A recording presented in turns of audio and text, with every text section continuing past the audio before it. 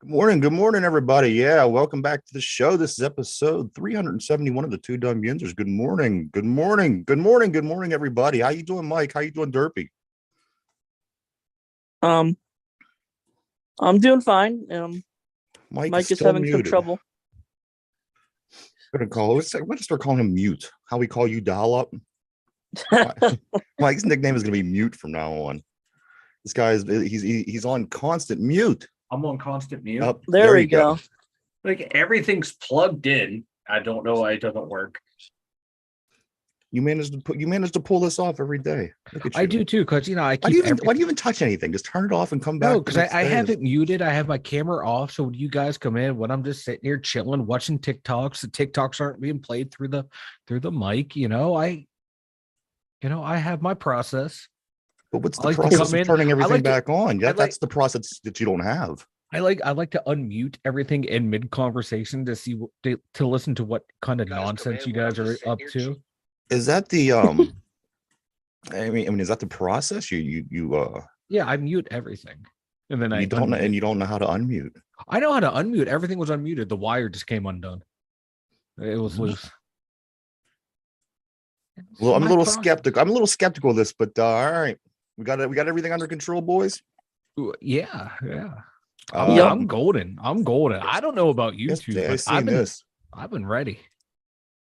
Pittsburgh is the cleanest city of all cities in Pennsylvania. Can you guys believe this? Every city in Pennsylvania, Pittsburgh has been voted the cleanest. Hey, They are the 23rd cleanest city in the entire land of the United States of America.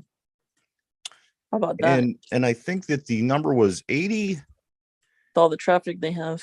83% of people who live in Pittsburgh are say that they look out and they don't see trash when they look outside. I believe it. Pittsburgh is a nice city. Go downtown, it's nice. Except for the Yeah. traffic. Yeah, the traffic's terrible, but as far as cleanliness, it's not a Yeah. dirty city. It is rather and- clean. yeah, like Pittsburgh, they totally revitalized the city. It was a cool steel mill town. Then they turned it into like a more or less a high tech place, man. What big in the medical field, Yeah, big in huge in tech. medical. Yeah, Yeah. so Tech is coming it'd be like- along. yeah, it's not like that, dust covered, scrappy town that it once was. It's it's a nice area. Yeah, It's I nice, like man. the You can dust. see things now. You're not covered in layers of soot and I like the grime. soot. I grew up with the soot. That's what I know. Like fresh air doesn't feel good on the lungs. Yeah. It doesn't. Like I need my grime. I need my I need to soot, my breathe in the grime. cancer. I need to breathe in the Smog. cancer. Yeah. But yeah, I saw that the other day, and my first reaction was to laugh because we still picture Pittsburgh and how it was in the 60s and the 70s. Absolutely. Most And people it's do. not that. Yeah, it's not that. I'm just going to blow through it because we were coming to a screeching halt with these guys, especially after a 14-1 loss last night. Ooh. This was the game that I said that they needed to start off. They pitched their ace. They put their new lineup together. They get beat 14-1. Pirates dropped to 48-60. Who do they play again? The Brewers, the team that they have to beat in Oof. order to gain ground in the division. So you win a game, you gain a I mean, game. it could be worse. You could have played the Cubs. They're just tearing it right now. No, You're this is worse, Derpy. We're playing the number one team. We needed to win to catch ground. Yeah, I know. I'm just saying. We're 10 games out of first place right now. So say we beat Milwaukee tonight, which at this point it's looking like a real stretch. But if we beat Milwaukee tonight, we'll be 9 games.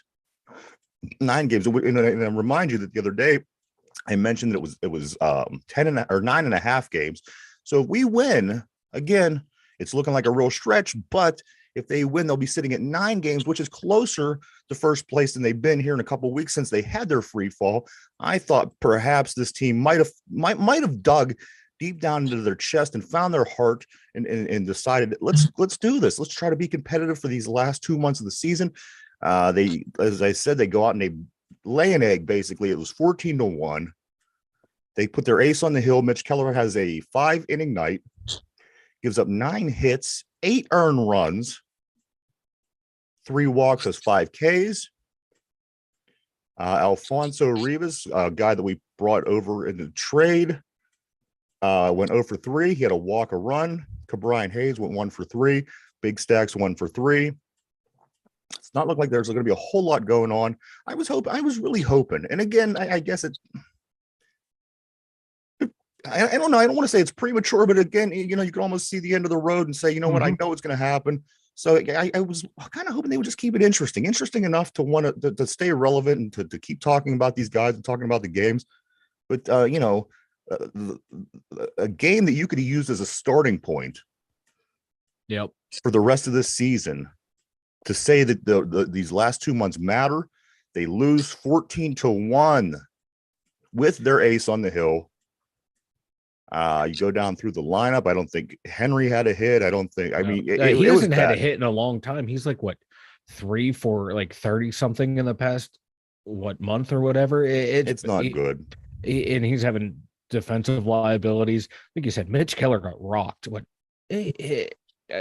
What happened to him, man? Like it was right before the All-Star break, he just started to fall apart, and it hasn't stopped. Like the aliens from Space Jam came and took his skills. Yeah, he was like one of the top 5 pitchers in the NL, maybe in all of baseball, top 10. The way he was performing the first half of the year, and it just were the real Mitch Keller, please stand up. Who is this guy? Is he's reverting back to the way he has been the rest of his career? It just been a guy with potential but can't keep it together. This year it looked like he turned it around. Like he found it. He was going to be the guy we built the staff around. Now he's falling apart. Now is he falling apart because the team's falling apart and he's given up? Or is it just this is who he is? He's going to have bright spots, and then after that it's going to be hit or miss. It's the frustrating. Brewers, they sit at 59-51. Of course, they're fighting for that first place in the division against the Reds. So I think as long as you're playing the Reds or the Brewers the rest of the way, you're gonna get a tough battle. These two teams, they're duking it out. They want to get that Division 1, and both of them have it in their grasp. The Reds had it until yesterday. They lose and the Milwaukee Brewers win, so they keep leapfrogging one another for that first place spot in the National League Central. But I don't know, guys. It's 48-60, 108 games in. At this you point, have a better chance at the wild card than the division. They don't even have a chance at the wild card. They don't have a chance. They have a better chance at a top 10 draft pick again.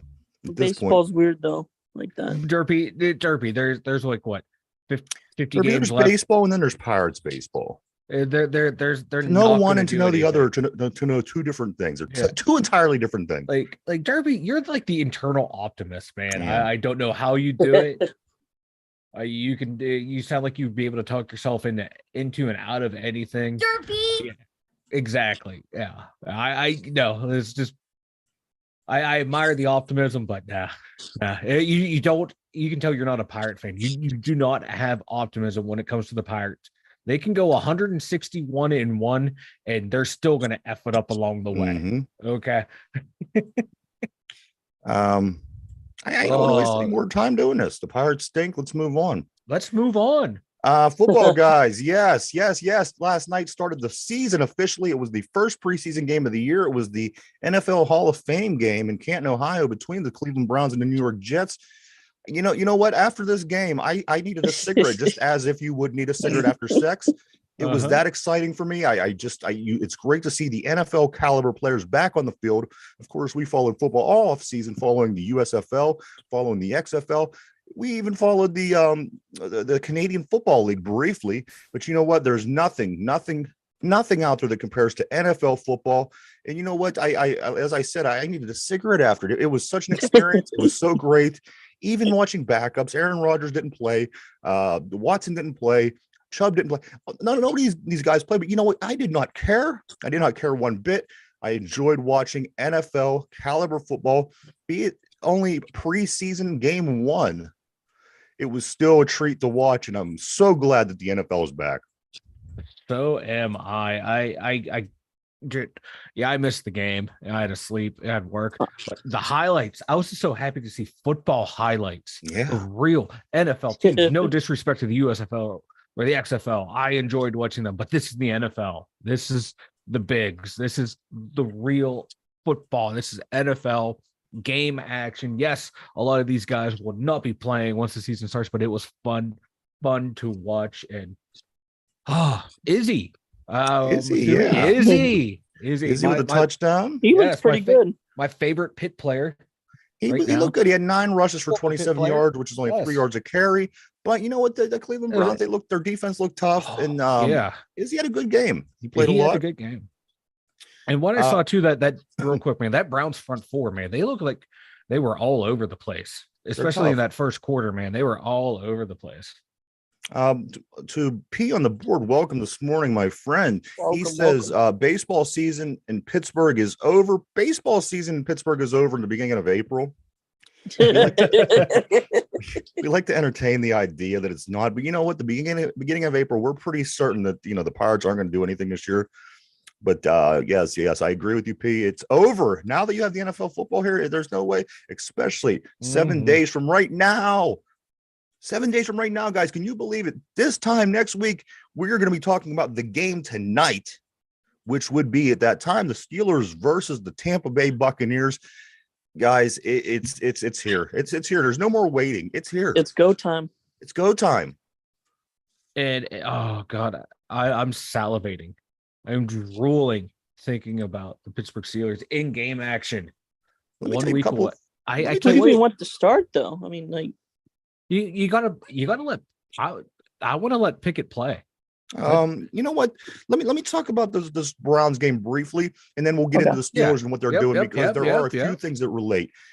One comment I do want to make: the guy that Derpy goes on and on and on and on about is Dorian Thompson-Robinson, which I acknowledged he was good. I made comments going into this into the season about some of the issues that I noticed last year in the bowl game versus Pitt. Of course, he played quarterback at UCLA.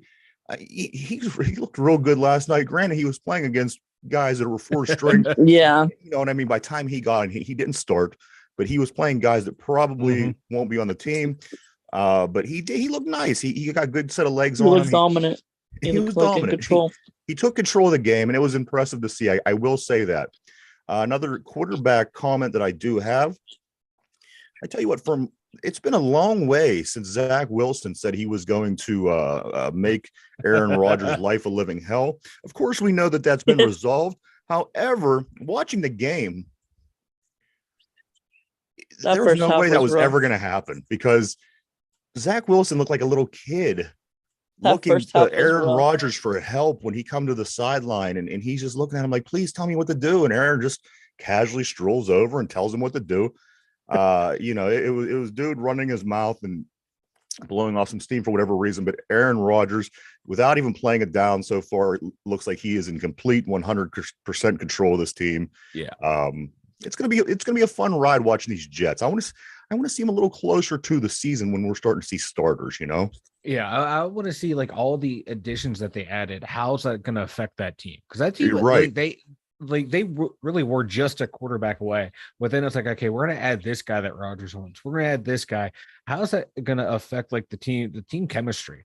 Right. Because they had something going. I don't know. We definitely knew Zach Wilson. It was not the guy. Hopefully, for them, Aaron Rodgers will be the quarterback they need to get them over the hump to compete in the AFC, especially watch them get division. Williams next year. USC quarterback. Watch them get Williams. Who, the Jets? The Jets. I don't know. It's going to be interesting because UCL or who is it? No, a couple of teams might be going to the Big Ten, Mike. Who was this talk? Like Oregon and UCLA or? Yeah, it's like like what was it? Like I don't the Big know. 12 was trying to poach teams. Now, the Big Ten's trying to poach teams. It's weird. It's weird. A lot of weird things going on with college football. Keep an eye on that. They did have an interview with Darrelle Revis, which was really cool last night. Of course, being the Hall of Fame game, coming up on the Hall of Fame inductions, which is tomorrow. Was really neat to see and hear from Mr. Revis. Revis, of course, is the 10th player from Pitt entering the Hall of Fame, which is tied with Ohio State with the 4th most amount of players in the Hall of Fame. Ohio State and Pitt are tied with the fourth most amount. Once Darrelle Revis goes in tomorrow, And like Ohio State, I think that there's a couple other Pitt players out there that's going to be in the Hall of Fame soon. A couple that Mike mentioned on the show yesterday, Larry Fitzgerald and Aaron Donald. Uh-huh. Both locks for the Hall of Fame. As soon as they Yeah. hang it up, add their 5 years, let's get them guys into the Hall. But it was cool to see that, and I can't wait to see Darrell tomorrow. Also, a couple things from the game last night, guys. A rule change. I've seen it. On the kickoff. If the guy calls for a fair catch inside the 25, he gets the ball at the 25. Yes. So if you College fair rule. catch the ball in the 3, you get the ball at the 25. Correct. Why wouldn't you do this all the time?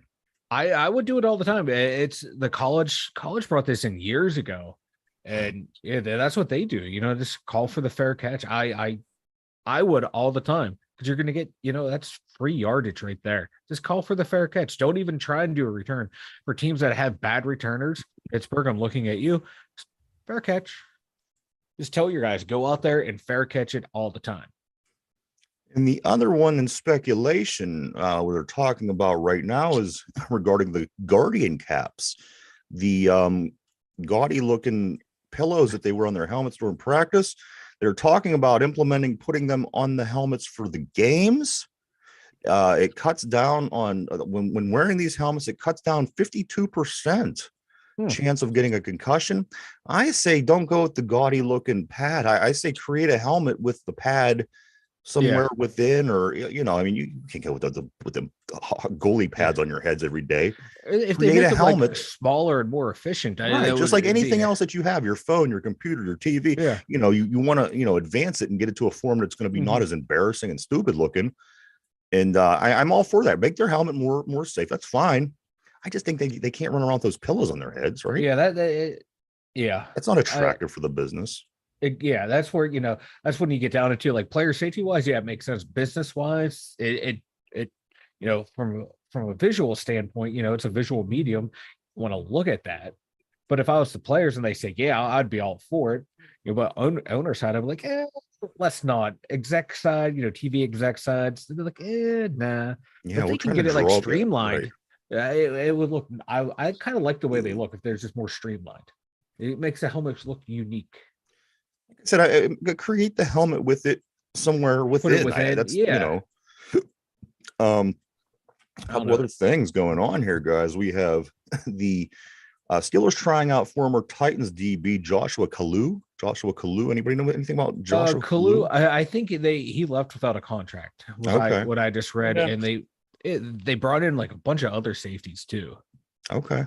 Yeah, like John Reed. He has 27 games started throughout his NFL career. He went to Penn State. He bounced around. A couple other guys who had like a handful of starts in the league and they've been bouncing around.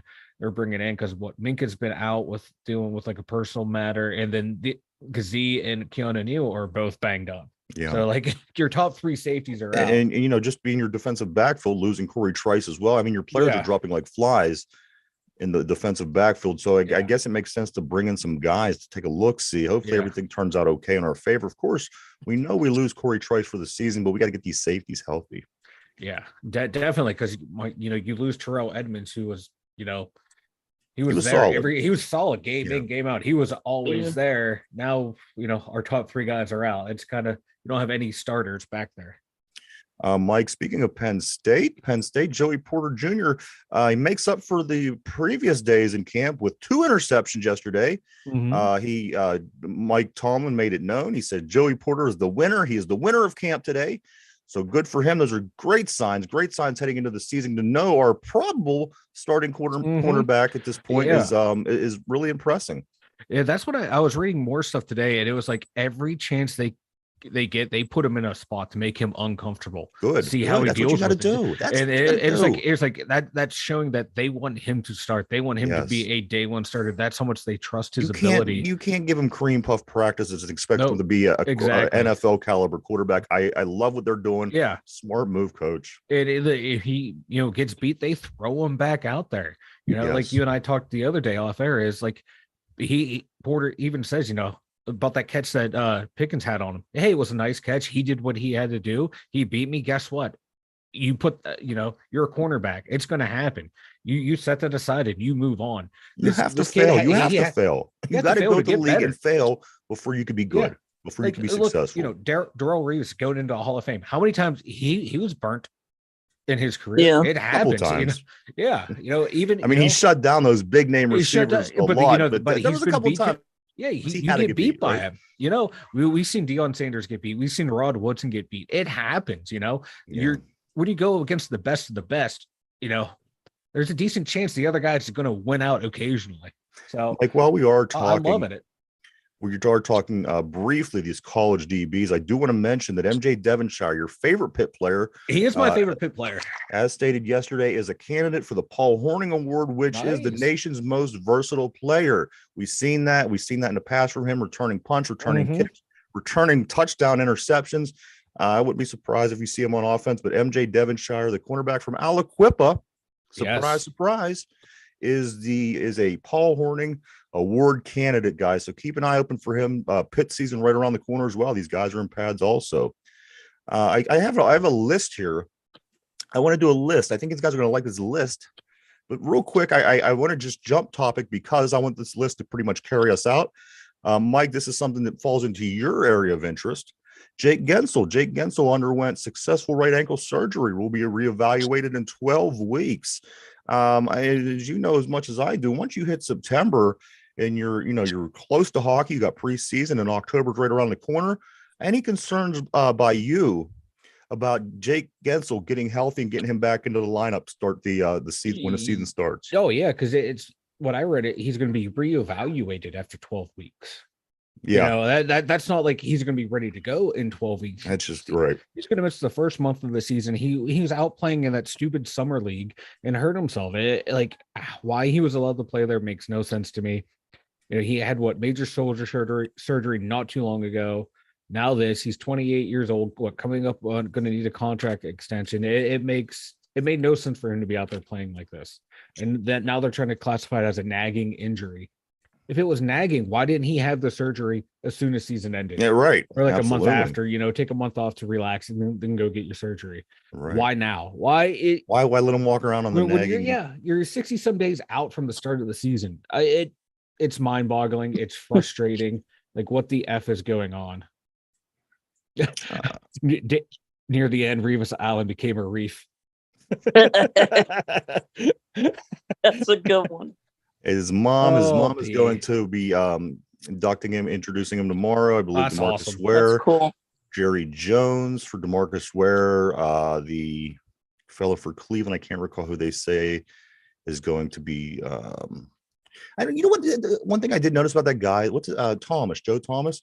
He's another one of these guys that got super skinny. Did you see him?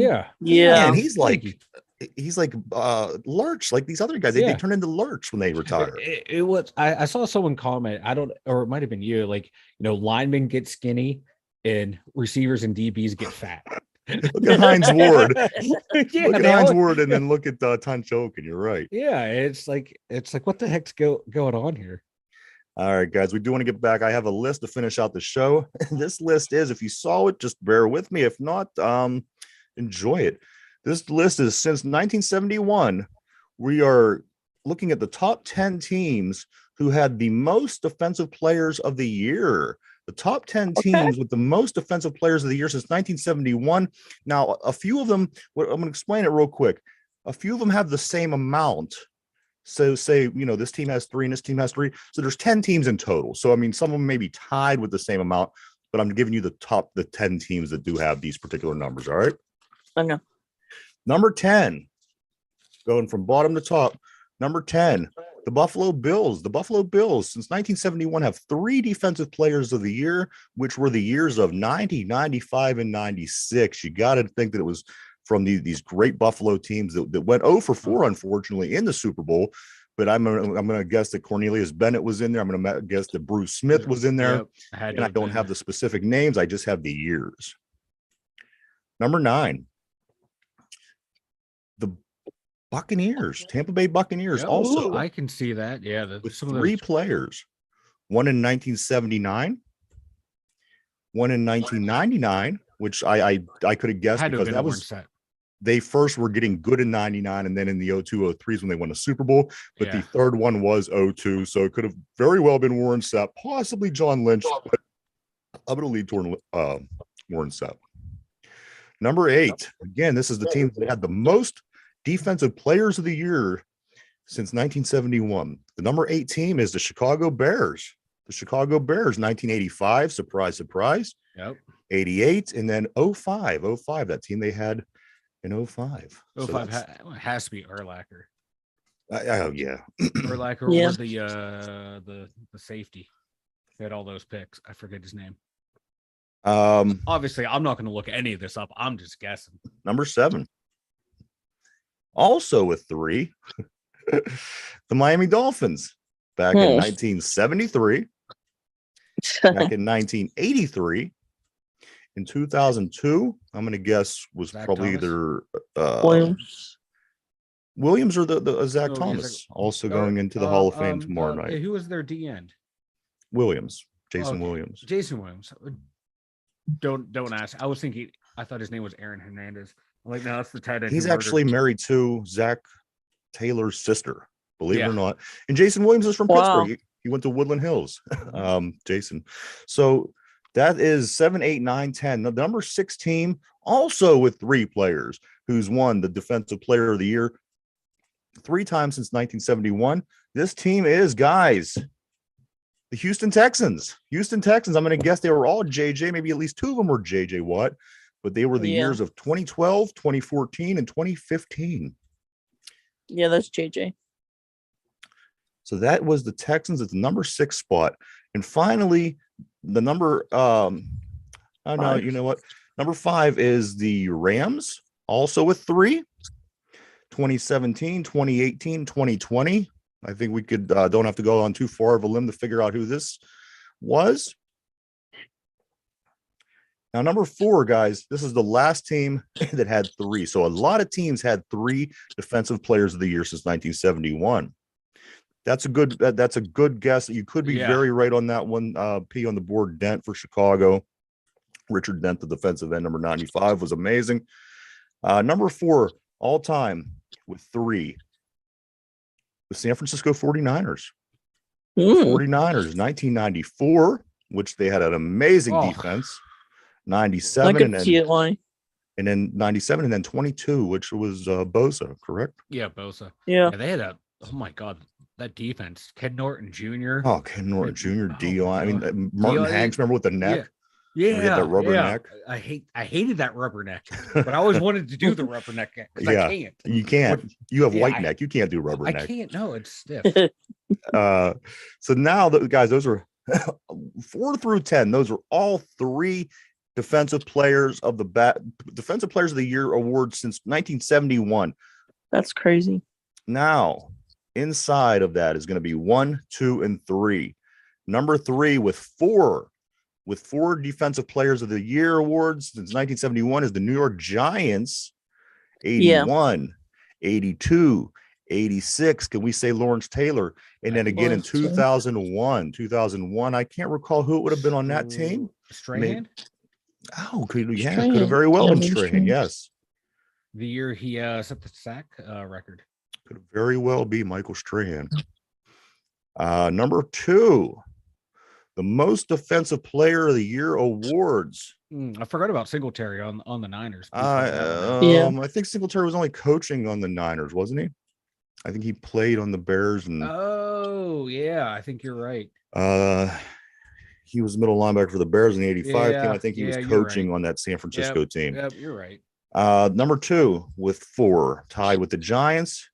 2 teams had 4 players that were Defensive Players of the Year since 1971. The number 2 team is the Baltimore Ravens, who's only been around since 1996. So that's crazy. In the year 2000, which was their big defensive year, best defense ever, some claim. 03, 04, I'm thinking Ray. In 2011, which probably would have been Ray. I'm not for certain. Ray Lewis and Ed Reed. Ed Reed was getting Players of the Year. I'm not sure. Our Modell's the GOAT. Yeah, so Yeah, he 2000. is. So between 11 years, 2000 to 2011, they had 4. So that puts it into perspective. So the last 2 teams, 2 and 3, had 4 defensive players over the past, what I don't know, 50 years, wherever it almost is. And then from 4 to 10, all Yeah, those teams had Jesus. 3. Now we're down to the one last team, the number 1 team, Real quick, defensive And that could player. be us or the Cowboys.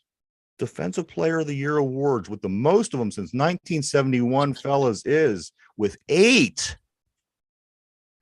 8, double the amount of the next team, the Pittsburgh Steelers. Everybody, the Pittsburgh Yes. Steelers Yeah. had 8 Defensive Player of the Year awards won Best since franchise. 1971.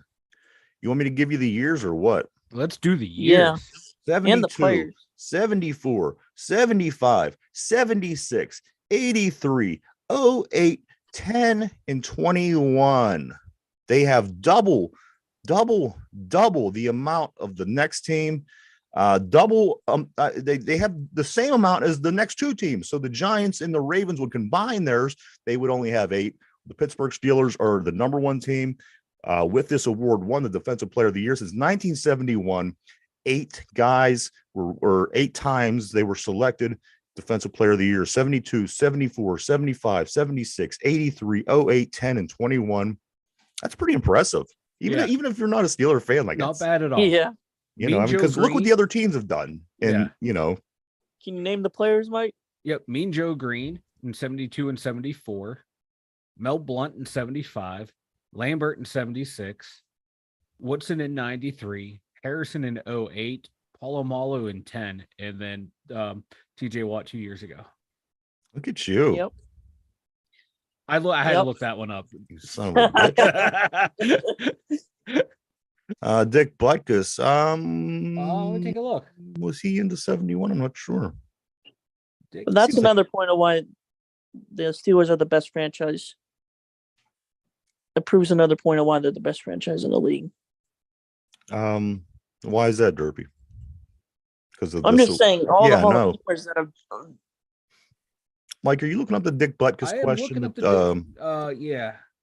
the Derp P has on the board? Yeah, I'm not seeing it. So I'm gonna do one of these here. NFL defensive.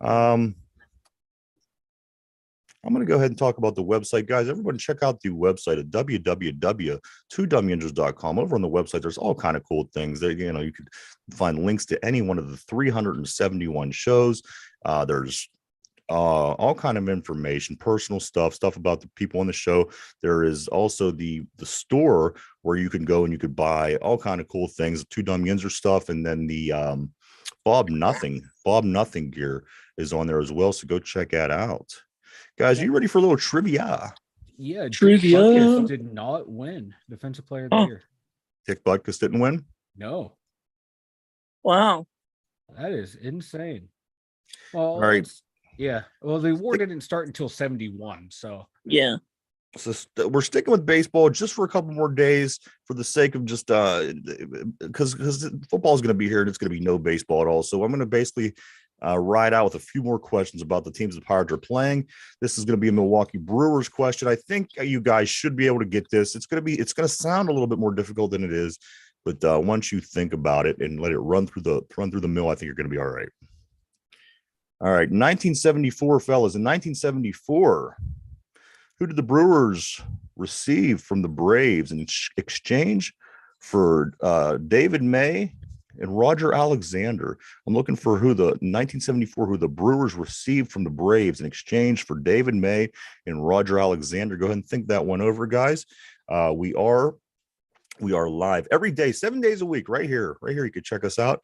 And then also the show that we do every day live, we upload it over on Spotify at 8:00 p.m. in podcast form. So if you would prefer just to listen to podcast, go over to Spotify at 8:00 for a brand new episode of the 2 Dum Yinzers every day. What All was right. the year again? I am looking for 1974. Okay. Derpy's fast, quickly typing it he's into typing. his computer. I'm not. I can hear the keys. I can hear the keys crashing as we speak. Let's see. 1974. Who did the Brewers receive from the Braves in exchange for Dave May and Roger Alexander? Derpy seems a little bit more unsure, so I'm going to start with him. Derpy, who do you think it is? Was it 74? You said? I don't know. I don't know. Yes. I'm sorry. Okay. 1974.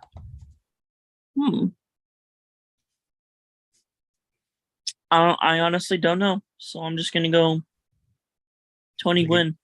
Tony Gwynn. And is that your final answer? Yeah. All right. I'm gonna lock Derpy in. Tony Gwynn. In 1974, Michael, who did the Braves receive from? Who the Brewers received that's from the the Padres. Braves in exchange for David May and Roger Alexander? Hank Aaron. Hank Aaron. Is this your final answer? My final answer. All right. You're locked in. Pete says he wasn't even alive. None of us were alive, Pete. None of us on this show or yourself were alive that year. But yes, Pete also says just let baseball die, man. Just let it die. Let it go. Let it go, die. man. Let it die. Yeah, I'm gonna come and slap you for that comment. That's right. Derpy is a big baseball fan. But again, the question of the day is this. In 1974, who did the Brewers receive from the Braves in exchange for David May and Roger Alexander? Derpy says Tony Gwynn. Mike says Hank Aaron. I don't see anything else on the board, guys. The answer to this question is and could only be the number one and only Hank Aaron, Hank Henry Aaron. Yeah, that makes sense. So, boom. So again, enjoy the baseball trivia. It won't last too much longer. But again, we got tonight. Sorry, bud. 1 week. 1 week. 1 week, guys. I can't football is in full swing. To the Steelers get on the field and play. And you know what? Once that happens, it's gonna be hard to think about anything else. Mike, you got anything before we take off? I do. I like real quick to follow up with like the Defensive Player of the Year awards. Yeah. For teams. This website has it broken down by games played. Oh, wow. So like the Steelers have played 48,400 and some odd games. They have 8 Defensive Player of the Year. And you play 16 games a year. Can you imagine? Like, geez, oh man, that's a Baltimore lot of Ravens have 19,224 games played. That's probably like total player wise. They have 4 awards. Then you get like the Houston Texans, 15,000 games. They've won 3. And it's just insane. Like some of these younger franchises that had good players then you have franchises like who aren't even on here, like the Browns. They played how many games? 0 awards. Even if you went with the old team or the new team, it doesn't matter with the Browns. They just don't have any. It's just comical. But I saw that stat pop up. Like, man, the Houston Texans, like 15,000 games played. Hey, can you believe that? They played. That don't even make sense if you think about it. For 16 games a year. That's got to be like total number, like man games played or some shit like that. I don't know how they got that number, but that's just what's you like playing games with mans, Mike. They got to be adding in like players' time in there. It's just weird. It's just weird. I'm just throwing it out there. That's all I had. I thought that was a weird piece of trivia to follow up with. Derpy, what do you got? I'm gonna be up Friday night lights tonight. Oh, tonight, Derpy is gonna be at Friday Night Lights up at camp. So make sure you get some good pictures. Make sure you keep us up to date. I'm dying to hear about it. And you gonna be back in the morning, Derpy? Yes. All yes. Right. But Stairway to Seven. We're gonna have to come with the Latrobe to find you, or do want to say thank you to everybody for checking us out. We appreciate each and every one of you, each and every single one. My thing, the only thing I can't get out of my head, 1 week from today, the Pittsburgh Steelers will be back in uniform on the field playing a game. Not quite a meaningful game just yet, but you know what? This is close enough for me. For 2 Dum Yinzers, everybody, want to thank everybody for checking us out. Derpy, Mike, myself, have a great day. We'll see you tomorrow. Bye-bye.